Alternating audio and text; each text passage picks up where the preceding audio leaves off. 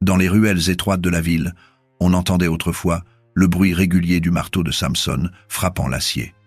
Ce son résonnait depuis l'aube jusqu'au crépuscule, comme le battement d'un cœur géant qui donnait vie au quartier des artisans. Les gens réglaient leur journée sur ce rythme métallique, sachant que tant que la forge de Samson fonctionnait, tout allait bien dans leur monde.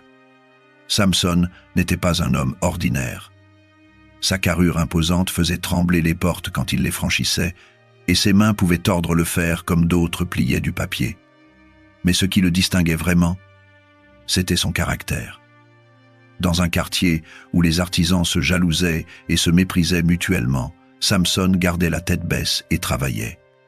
Il ne participait jamais au commérage, ne cherchait jamais la confrontation, et quand quelqu'un venait le voir pour une commande, il écoutait attentivement et livrait toujours dans les délais. Son père lui avait transmis la forge 20 ans plus tôt, et Samson l'avait entretenue avec un soin religieux. Les outils étaient parfaitement rangés, l'enclume brillait malgré les années de service, et le soufflet produisait toujours le même souffle puissant pour attiser les flammes. Les clients venaient de loin pour ses créations, car Samson possédait ce don rare de sentir le métal, de comprendre sa nature profonde et de le transformer en objet qui durait des générations. Mais tout a changé le jour où Thibaut Fontaine est arrivé dans le quartier. Fontaine n'était pas du coin. Il venait de la capitale avec ses habits raffinés, ses manières hautaines et surtout son argent. Beaucoup d'argent. Il avait racheté plusieurs ateliers abandonnés et les avait transformés en entrepôts luxueux. Les rumeurs disaient qu'il avait fait fortune dans le commerce des armes pendant les guerres du Nord, profitant de la misère des autres pour s'enrichir. Personne ne pouvait le prouver, mais personne ne l'aimait non plus. Fontaine avait 2 fils, Guillaume et Édouard, qui ressemblaient à leur père comme 2 gouttes d'eau empoisonnées.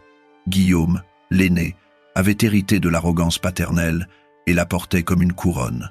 Édouard, plus jeune de 2 ans, compensait sa position de cadet par une cruauté gratuite qui le rendait encore plus détestable que son frère. Ensemble, ils terrorisaient le quartier, sachant que l'argent et l'influence de leur père les protégeaient de toute conséquence. Au début, Fontaine a simplement ignoré Samson. La forge ne l'intéressait pas, trop petite, trop isolée, trop insignifiante pour ses grands projets. Mais un jour, tout a basculé. Un marchand important avait commandé à Samson une série de grilles décoratives pour sa nouvelle résidence. Le travail était complexe, exigeant des mois de labeur minutieux. Samson y avait mis tout son art, créant des motifs d'une finesse exceptionnelle qui transformaient le fer brut en dentelle métallique. Quand le marchand vit le résultat, il fut tellement impressionné qu'il paya le double du prix convenu et recommanda Samson à tous ses relations. Cette reconnaissance attira l'attention de Fontaine. Non pas parce qu'il admirait le travail de Samson, mais parce qu'il ne supportait pas qu'un simple forgeron obtienne une telle réputation dans un quartier qu'il considérait désormais comme son territoire. Pour Fontaine, chaque succès d'un autre était un affront personnel, une insulte à son statut. Il se présenta un matin à la forge, accompagné de ses 2 fils. Samson était en train de travailler sur une commande, le torse nu malgré le froid, la sueur brillant sur ses muscles, tandis qu'il martelait une pièce d'acier chauffée au rouge. Il leva les yeux quand l'ombre de Fontaine obscurcit l'entrée. « Tu es Samson ?» demanda Fontaine sans préambule, comme si le nom même lui salissait la bouche. « C'est moi », répondit le forgeron en posant son marteau. Il reconnaissait Fontaine pour l'avoir aperçu dans le quartier, mais c'était leur première rencontre directe. « J'ai une proposition pour toi. Je rachète ta forge. J'offre un prix honnête. Tu pourras même continuer à y travailler comme employé. Ça te convient ?» Samson resta immobile quelques secondes, essayant de comprendre si Fontaine était sérieux. La forge était tout pour lui, son héritage, son identité, sa raison de vivre. La vendre aurait été comme vendre une partie de son âme. « Cette forge n'est pas à vendre », dit-il calmement. Le visage de Fontaine se durcit. Il n'avait pas l'habitude qu'on lui refuse quelque chose. Surtout pas un artisan sans éducation ni relation. Guillaume ricana derrière lui, et Édouard cracha par terre avec mépris. « Tu ne comprends pas la situation », reprit Fontaine d'une voix glaciale. « Ce n'était pas vraiment une question. Dans quelques mois, tout ce quartier m'appartiendra. Tu peux vendre maintenant à un bon prix, ou attendre que je trouve un moyen de prendre ce qui me revient de droit. À toi de choisir. » Samson sentit la colère monter en lui, mais il se contrôla. Il avait appris depuis longtemps que la violence ne résolvait rien, et que les hommes comme Fontaine finissaient toujours par se détruire eux-mêmes avec leur arrogance. Ma réponse est non. Maintenant, si vous voulez bien me laisser travailler. Fontaine fixa Samson avec une haine pure. Personne ne lui parlait ainsi, personne n'osait le défier. Il fit demi-tour sans un mot de plus, ses fils sur les talons, mais Samson sut à cet instant que les ennuis ne faisaient que commencer. Les premières attaques furent subtiles. Des commandes que Samson devait livrer disparaissaient mystérieusement avant d'arriver chez les clients. Des rumeurs circulaient sur la qualité supposément médiocre de son travail. Des fournisseurs qui lui vendaient du charbon et du métal depuis des années refusaient soudain de le servir, prétextant des problèmes d'approvisionnement. Samson comprenait ce qui se passait. Fontaine utilisait son influence et son argent pour l'étouffer lentement, pour le forcer à abandonner. Mais le forgeron tenait bon. Il trouvait d'autres fournisseurs, travaillait encore plus dur pour contrer les rumeurs par la qualité irréprochable de ses créations et continuait à servir ses clients fidèles. La situation s'aggrava quand Guillaume et Édouard décidèrent de s'impliquer personnellement. Ils commencèrent à traîner dans le quartier, provoquant Samson chaque fois qu'ils le croisaient. Des insultes au début, puis des bousculades accidentelles, et enfin des menaces à peine voilées. Un soir, alors que Samson fermait la forge, il trouva Édouard en train d'uriner contre son mur. Le jeune homme le regarda droit dans les yeux avec un sourire provocateur, sachant parfaitement ce qu'il faisait. Samson serra les poings, mais passa son chemin. Il ne voulait pas donner à Fontaine une excuse pour le faire arrêter. Mais les frères Fontaine ne s'arrêtèrent pas là. Ils vandalisèrent sa porte une nuit, y gravant des obscénités. Une autre fois, ils jetèrent du fumier devant son entrée.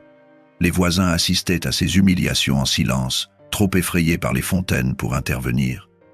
Certains détournaient même le regard quand Samson les croisait, honteux de leur lâcheté, mais paralysés par la peur. Le forgeron encaissait tout sans broncher.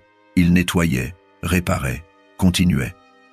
Sa détermination était devenue légendaire dans le quartier, mais aussi source d'inquiétude. Les gens murmuraient qu'il aurait dû vendre et partir, que rien ne valait cette torture quotidienne, que Fontaine ne s'arrêterait jamais. Puis vint le jour où tout bascula vraiment. Samson avait un apprenti, un jeune garçon de 15 ans nommé Luc.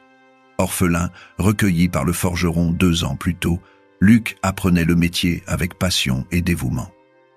Il idolâtrait Samson et détestait les Fontaine avec toute la ferveur de son jeune âge. Le forgeron lui avait répété 100 fois de ne jamais les provoquer, de baisser la tête et de les ignorer.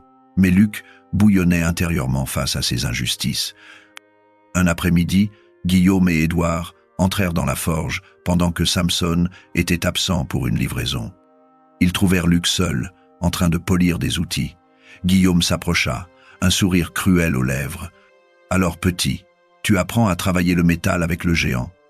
Ça sert à quoi, vu que cette forge sera bientôt fermée ?»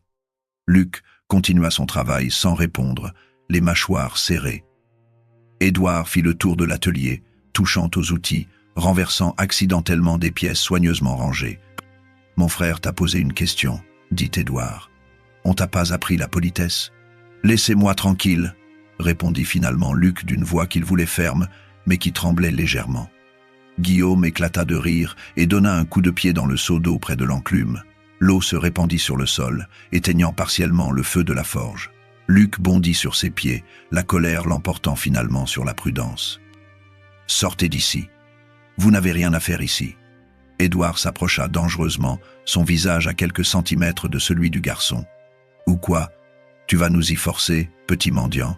Luc commit alors l'erreur fatale. Il poussa Édouard pour le faire reculer.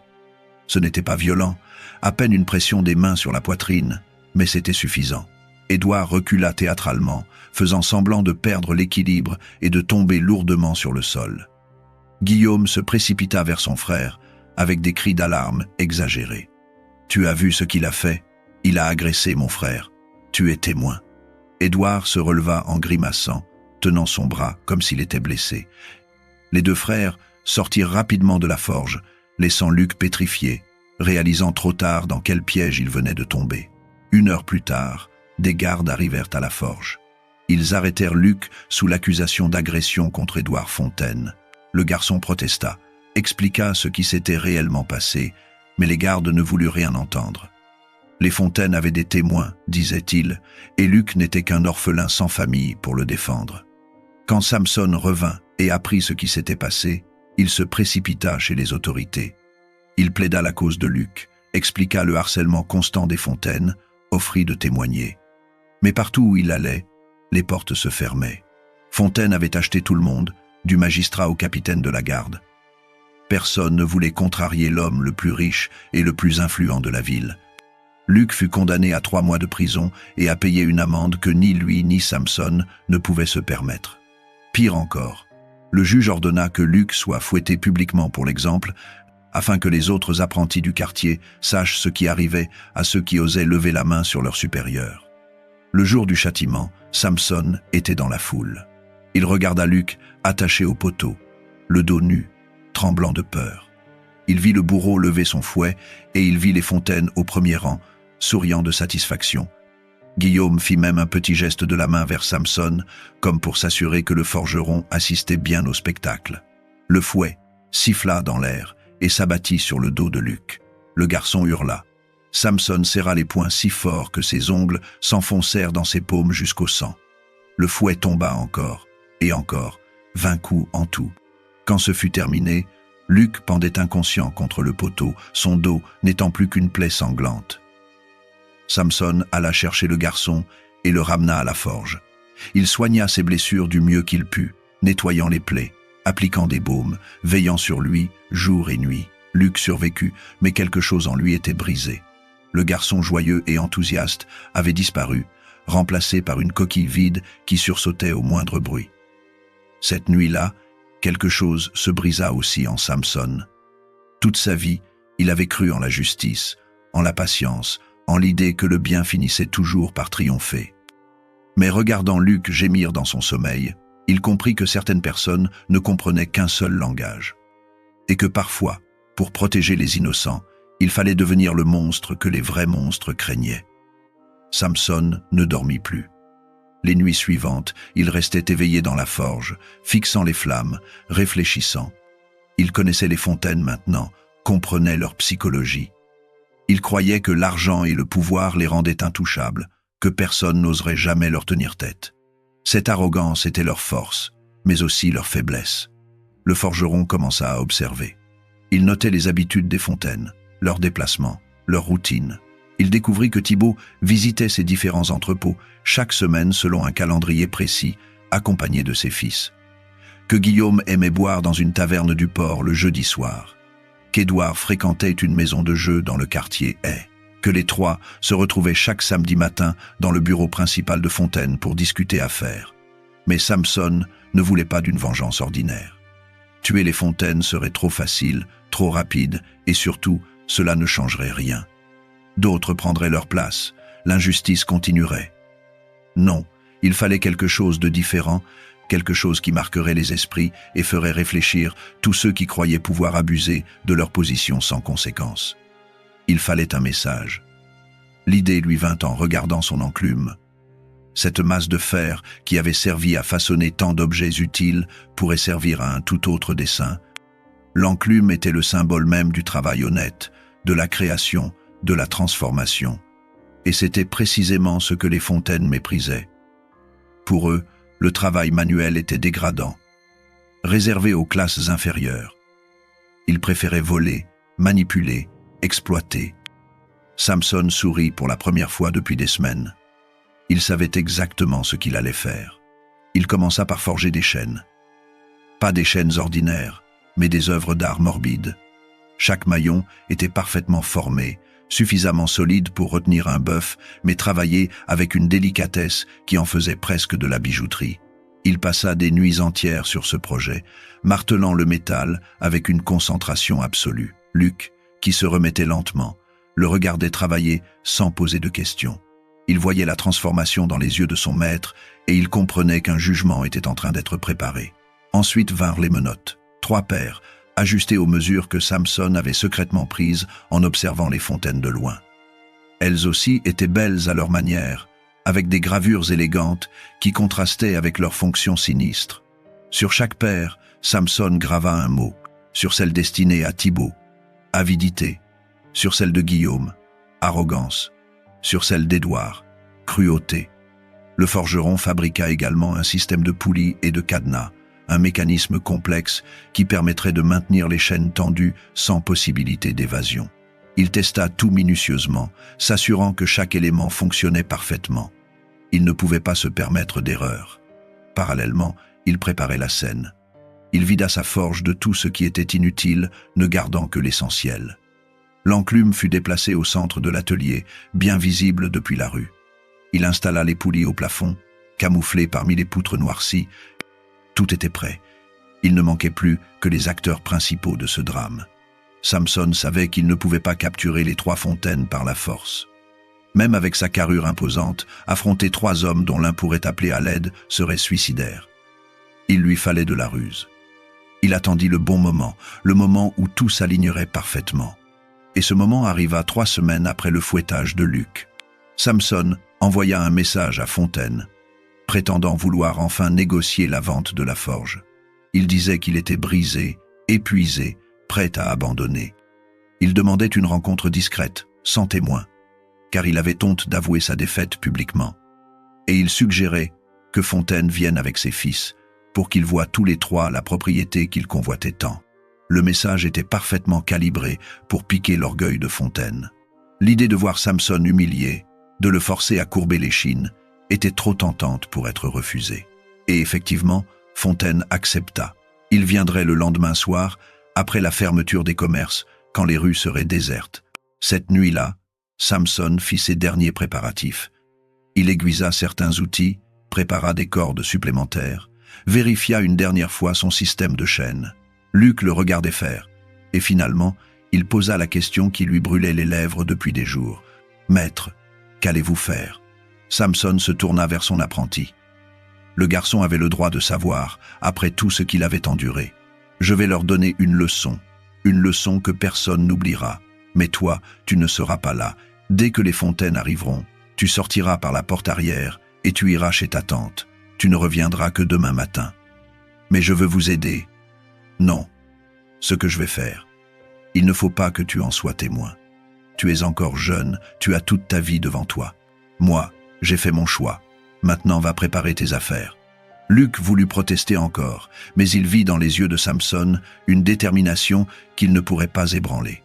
Il hocha la tête et alla rassembler quelques affaires.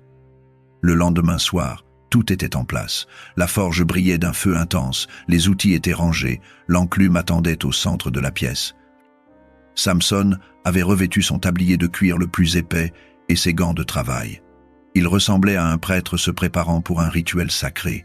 Les fontaines arrivèrent à l'heure dite, tous les 3, comme prévu, Thibaut en tête, avec son sourire suffisant, Guillaume et Édouard derrière lui, déjà en train de ricaner.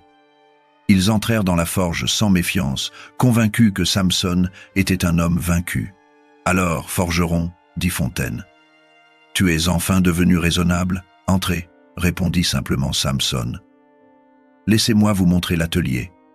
Ce qui se passa ensuite fut d'une rapidité stupéfiante. Des années de travail à la forge avaient donné à Samson une force et une vitesse que peu d'hommes possédaient. Avant que les fontaines ne réalisent ce qui se passait, Samson avait déjà assommé Édouard d'un coup de poing magistral. Guillaume tenta de réagir, mais reçut un marteau sur le crâne qui l'envoya au sol. Thibaut essaya de fuir, mais Samson le rattrapa par le col et le projeta contre le mur avec une force qui lui coupa le souffle. En moins d'1 minute, les 3 fontaines gisaient inconscients sur le sol de la forge. Quand Thibaut Fontaine reprit conscience, la première chose qu'il sentit fut le froid du métal contre ses poignets. Ses yeux s'ouvrirent difficilement, sa tête lui faisait mal, et il mit quelques secondes à comprendre où il était. Puis la réalité le frappa comme un coup de massue. Il était enchaîné à l'enclume. Ses mains étaient attachées par des menottes solides, reliées par une chaîne courte qui passait sous l'enclume. La position était inconfortable mais supportable, lui permettant de s'asseoir mais pas de se lever. À sa droite et à sa gauche, ses fils étaient enchaînés de la même manière. Guillaume commençait juste à émerger, gémissant et secouant la tête. Édouard était encore inconscient, du sang séché sur son front. « Qu'est-ce que... Mais c'est quoi ce... » Fontaine tira sur ses chaînes, réalisant rapidement qu'elle ne céderait pas. La panique commença à monter en lui. « Samson, détache-nous 1990 neufédiatement. » Le forgeron apparut devant eux, sortant de l'ombre. Son visage était calme, presque serein, mais ses yeux brillaient d'une lueur que Fontaine n'avait jamais vue chez personne. C'était la lueur d'un homme qui avait franchi une ligne invisible et qui n'avait plus rien à perdre. « Bienvenue dans ma forge », dit Samson d'une voix douce. « Vous avez voulu la posséder. Maintenant, vous allez découvrir ce qu'elle représente vraiment. Tu es fou, tu sais qui je suis. Quand on me retrouvera, tu seras pendu. Pendu, tu m'entends ?» Samson ne répondit pas. Il s'approcha du brasier et attisa les flammes. Le feu rugit plus fort, illuminant la forge d'une lueur orangée inquiétante. Guillaume était maintenant pleinement conscient, et la terreur se lisait sur son visage. « Papa, qu'est-ce qu'il va nous faire ? Papa !»« Ferme-la !» aboya Fontaine, essayant de garder un semblant de contrôle malgré la situation. Mais sa voix tremblait. Pour la première fois de sa vie, il n'avait aucun pouvoir, aucune échappatoire. L'argent ne servait à rien ici, les relations non plus. Édouard gémit et ouvrit les yeux. Quand il réalisa sa situation, il commença à hurler, tirant frénétiquement sur ses chaînes. Le bruit du métal contre le métal résonna dans toute la forge. « Arrête !» cria Guillaume. « Tu vas juste te blesser. » Samson les observait tranquillement, attendant qu'ils épuisent leur énergie. Il avait tout son temps. La nuit était longue et personne ne viendrait. Le quartier avait appris depuis longtemps à ne pas s'occuper des affaires des Fontaines. Quand les trois hommes se calmèrent enfin, épuisés par leurs efforts inutiles, Samson prit la parole. « Vous vous demandez pourquoi vous êtes ici. La réponse est simple. Justice. Pas celle des tribunaux que vous avez corrompus. Pas celle de la loi que vous avez achetée. Non, la vraie justice. Celle qui vient quand un homme décide qu'assez, c'est assez. Tu n'es personne pour décider de ça, » cracha Fontaine. « Tu n'es qu'un forgeron ignorant qui ne comprend rien au monde. » Samson sourit tristement. « C'est exactement ce que vous pensez, n'est-ce pas?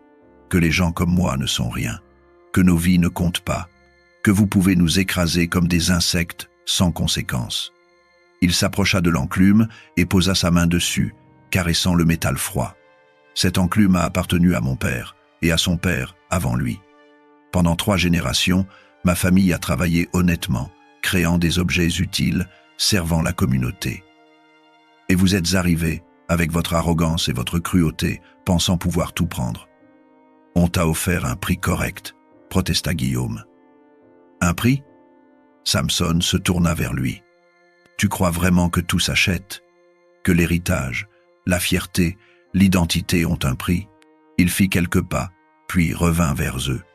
Vous avez torturé un enfant innocent qui n'avait rien fait d'autre que de se défendre, et vous avez ri en le regardant souffrir. Édouard baissa les yeux, incapable de soutenir le regard du forgeron. Maintenant, vous allez comprendre ce que ressent quelqu'un qui n'a aucun pouvoir, qui ne peut pas se défendre, qui est à la merci de plus fort que lui. Thibaut essaya une autre approche. « Écoute, Samson, je comprends que tu sois en colère. C'est vrai, on a peut-être été trop loin avec le garçon. Mais on peut arranger ça. Je te donnerai de l'argent. Beaucoup d'argent. Assez pour que tu n'aies plus jamais à travailler. Et tu pourras garder ta forge. Je ne t'embêterai plus jamais. » Samson éclata de rire. Un rire sans joie, amer. Tu crois encore que l'argent peut tout résoudre. Même maintenant, enchaîné à mon enclume, tu essaies de corrompre. C'est presque impressionnant. Il alla chercher un seau d'eau et le posa près du feu. Puis il prit un fer à marquer, celui qu'il utilisait pour signer ses créations, et le plongea dans les braises. « Qu'est-ce que tu fais ?» demanda Guillaume, la voix tremblante. « Je vais faire ce que je fais de mieux. Travailler le fer. Laisser ma marque. » La terreur submergea les 3 hommes. Édouard se remit à hurler, tirant sur ses chaînes avec une force désespérée. Guillaume suppliait, les larmes coulant sur ses joues. Même Thibaut, l'arrogant Thibaut, qui n'avait jamais plié devant personne, commençait à perdre son sang-froid. « Non, non, non. Samson, s'il te plaît, on peut trouver un arrangement. Je te donnerai tout ce que tu veux. La forge, de l'argent, n'importe quoi. » Samson sortit le fer des braises. Il brillait d'un rouge éclatant, presque blanc par endroits. La chaleur qu'il dégageait était palpable même à distance. « Vous avez marqué Luc, pas avec du fer. mais avec la honte, la douleur, le traumatisme. Ces marques ne partent jamais. Maintenant, je vais vous marquer vous aussi, mais mes marques, elles, seront visibles. Il s'approcha de Thibaut. L'homme essaya de reculer, mais les chaînes ne lui laissaient aucune marge de manœuvre. Samson plaça le fer, brûlant à quelques centimètres de son visage, assez près pour que Fontaine sente la chaleur insupportable. Sur le bras gauche, dit simplement le forgeron. Puis il appliqua le fer sur la peau. Le hurlement de Thibaut Fontaine déchira la nuit. Un hurlement de douleur pure, primaire, qui n'avait rien d'humain. L'odeur de chair brûlée emplit la forge. Samson maintint le fer en place pendant 3 secondes, puis le retira. Sur le bras de Fontaine, sa marque de forgeron était maintenant gravée dans la chair à jamais. Guillaume et Édouard hurlaient aussi, terrifiés, sachant qu'ils seraient les prochains. Ils tiraient sur leurs chaînes avec une telle force que leurs poignets saignaient, mais le travail de Samson était trop parfait. Les chaînes ne céderaient pas. Le forgeron replongea le fer dans les braises, attendant qu'il redevienne assez chaud. Thibaut sanglotait, tenant son bras brûlé, le corps secoué de spasmes. La douleur était au-delà de tout ce qu'il avait jamais imaginé. « Pourquoi » gémit-il. « Pourquoi tu fais ça ?» Samson le regarda sans pitié. « Parce que des hommes comme vous ne comprennent que la douleur, les mots, la morale, l'empathie. Tout ça vous est étranger. Mais la souffrance, ça, vous pouvez la comprendre. » Il se tourna vers Guillaume. Le jeune homme essaya de se débattre, mais Samson l'immobilisa facilement. Le fer descendit vers son bras. « Non, papa, aide-moi, papa. » Mais Thibaut ne pouvait rien faire, aussi impuissant que tous ceux qu'il avait écrasés durant sa vie. Le fer toucha la peau de Guillaume. Les hurlements recommencèrent. Samson marqua ensuite Édouard, qui s'évanouit de douleur. Les 3 Fontaines portaient maintenant la même marque, le même stigmate qui les suivrait toute leur vie. Mais Samson n'avait pas fini. Quand les 3 hommes eurent été marqués, le forgeron leur laissa quelques minutes pour récupérer. Puis, il alla ouvrir grand les portes de sa forge, laissant la lumière intérieure se déverser dans la rue sombre. « Qu'est-ce que tu fais » demanda Thibaut, la voix brisée. « Vous allez rester ici toute la nuit » répondit Samson. « Enchaînés à mon enclume, comme des trophées. Et demain matin, quand le quartier se réveillera, tout le monde vous verra. » « Non. » Guillaume secoua la tête frénétiquement. « Tu ne peux pas faire ça. Pas l'humiliation publique. Tue-nous plutôt. » « Oh, je ne vous tuerai pas. La mort serait trop facile. Non, vous allez vivre. Vous allez vivre avec la honte, avec les regards, avec le souvenir de cette nuit. Et chaque fois que quelqu'un verra la marque sur votre bras, il saura ce que vous êtes vraiment. » Édouard, qui avait repris conscience, cracha vers Samson. « Tu mourras pour ça. Dès qu'on sera libéré, je te tuerai de mes propres mains. » Samson s'approcha de lui et le fixa dans les yeux. « Vraiment ? Tu crois que tu auras encore ce courage demain ? Quand tu sortiras d'ici, tête basse, sous les regards moqueurs de tous ceux que tu as terrorisés. Quand tu réaliseras que tu n'es plus le fils redouté d'un homme puissant, mais juste une victime comme les autres. » Il se redressa et s'adressa aux 3 hommes. « Vous avez vécu dans une bulle de privilèges, protégée par l'argent et l'influence. Vous pensiez que les règles ne s'appliquaient pas à vous. Cette nuit, vous apprenez que tout le monde est vulnérable, que personne n'est intouchable, et que la justice finit toujours par arriver, d'une manière ou d'une autre. » Samson passa le reste de la nuit à travailler, comme si de rien n'était. Il martelait du fer, alimentait le feu, créait. Les Fontaines le regardaient, terrifiés et fascinés en même temps. Cet homme qu'ils avaient considéré comme une victime facile était en train de les détruire avec une efficacité clinique. Vers 4 heures du matin, les premiers passants commencèrent à apparaître. Des ouvriers qui se rendaient au travail, des marchands qui préparaient leurs étals. Ils voyaient la forge illuminée et s'approchaient, curieux. Et là, ils découvraient le spectacle. Les Fontaines, les puissants Fontaines, enchaînés comme des criminels. La nouvelle se répandit comme une traînée de poudre. En quelques minutes, une foule commença à se rassembler devant la forge. Les gens arrivaient de partout, attirés par cette vision incroyable.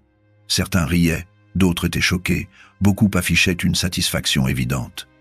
Thibaut essaya de crier, d'ordonner à la foule de les libérer, mais personne ne bougea.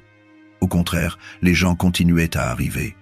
Des femmes que les Fontaines avaient humiliées, des artisans qu'ils avaient ruinés, des familles qu'ils avaient chassées de leur maison. Tous venaient voir les tyrans déchus. « Regardez-les bien !» cria quelqu'un dans la foule. « Les grands Fontaines, pas si fiers maintenant !» Des rires éclatèrent. Guillaume baissa la tête, incapable de supporter les regards. Édouard pleurait ouvertement. Seul Thibaut essayait encore de garder un semblant de dignité, mais même lui commençait à craquer. Un vieil homme s'approcha. Samson le reconnut, c'était Bertrand, un ancien charpentier que Fontaine avait chassé de sa boutique 6 mois plus tôt pour agrandir ses entrepôts. Bertrand cracha aux pieds de Thibaut. « Tu te souviens de moi, Fontaine ? Tu m'as pris ma vie. J'espère que tu brûleras en enfer. » D'autres suivirent son exemple, une procession de gens qui venaient régler leurs comptes, pas physiquement, mais verbalement. Chacun racontait ce que les Fontaines leur avaient fait, les vols, les menaces, les destructions.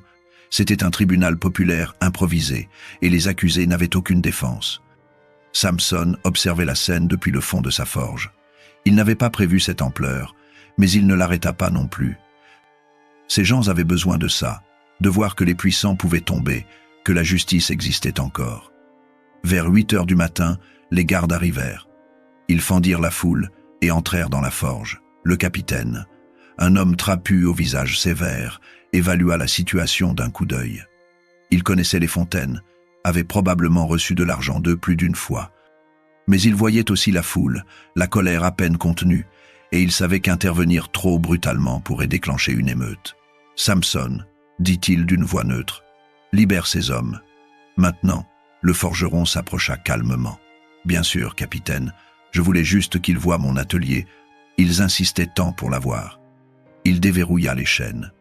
Les Fontaines se levèrent péniblement, leurs jambes engourdies, après des heures dans la même position. Thibaut voulut dire quelque chose au capitaine, porter plainte, exiger l'arrestation immédiate de Samson, mais les mots ne sortaient pas. Il voyait les centaines de regards fixés sur lui, certains haineux, d'autres moqueurs, tous satisfaits de le voir humilié. Le capitaine escorta les Fontaines hors de la forge. La foule s'écarta pour les laisser passer, mais les commentaires fusaient, les rires, les insultes. Thibaut marcha droit devant lui, essayant d'ignorer tout ça, mais chaque mot était comme un coup de couteau. Guillaume et Édouard le suivaient, tête basse, brisée. Quand ils furent partis, le capitaine revint vers Samson. Les deux hommes se regardèrent longuement. « Tu sais ce que tu as fait ?» dit le capitaine à voix basse. « Pour que personne d'autre n'entende. Oui. Tu vas avoir des problèmes. Beaucoup de problèmes. » « Je sais, » le capitaine soupira. « Ils vont vouloir ta tête. Fontaine a des relations partout. » Samson haussa les épaules. « Peut-être, mais au moins, j'aurais montré qu'on peut leur tenir tête, que personne n'est au-dessus de tout. » Le capitaine hocha lentement la tête. Il comprenait, même s'il ne pouvait pas le dire ouvertement. Il jeta un dernier regard à la forge, puis sortit, sans ajouter un mot.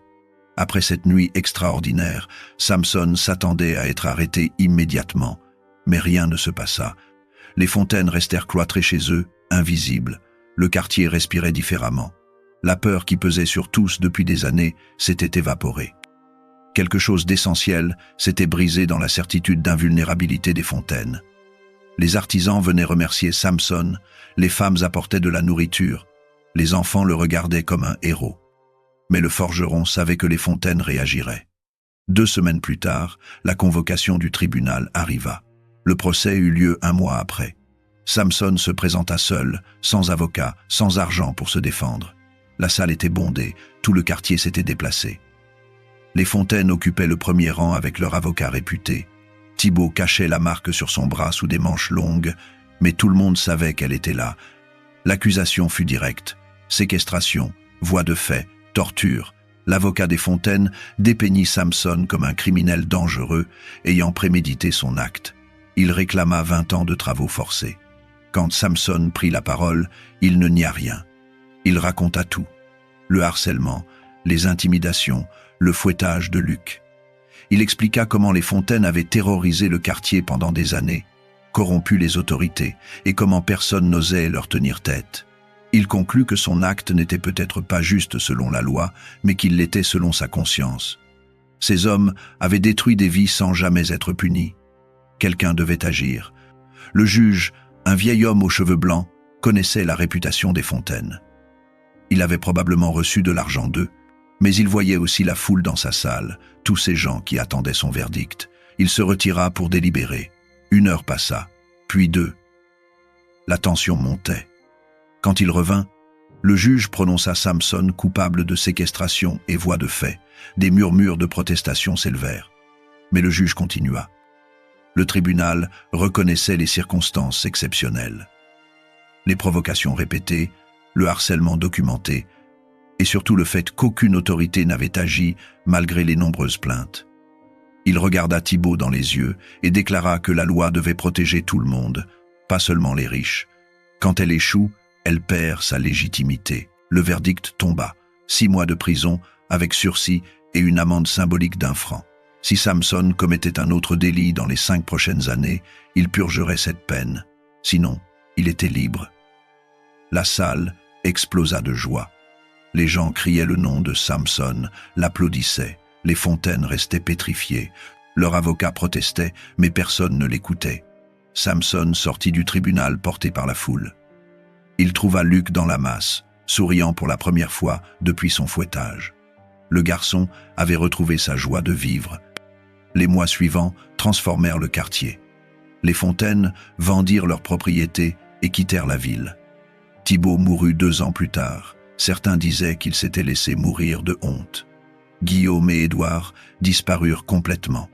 D'autres propriétaires et marchands puissants, voyant ce qui était arrivé aux fontaines, commencèrent à traiter leurs employés avec plus de respect, non par bonté, mais par peur. Samson continua son travail. Il forma Luc, qui devint un excellent forgeron. D'autres apprentis vinrent, attirés par sa réputation. La forge prospéra. Mais Samson avait changé. Ceux qui le connaissaient bien remarquaient une ombre dans ses yeux, une tristesse nouvelle. Il ne regrettait pas son acte, mais il en portait le poids. Marquer des hommes au fer rouge, les humilier publiquement, ça ne s'oublie pas. Un soir, Luc lui demanda si ça valait le coup. Samson réfléchit longuement. Pour lui, personnellement, il ne savait pas. Mais pour Luc, pour tous ceux que les fontaines avaient terrorisés, pour ceux qui sauraient désormais qu'on peut résister aux tyrans, oui, ça valait le coup. Il avait franchi une ligne terrible qu'on ne peut jamais recroiser.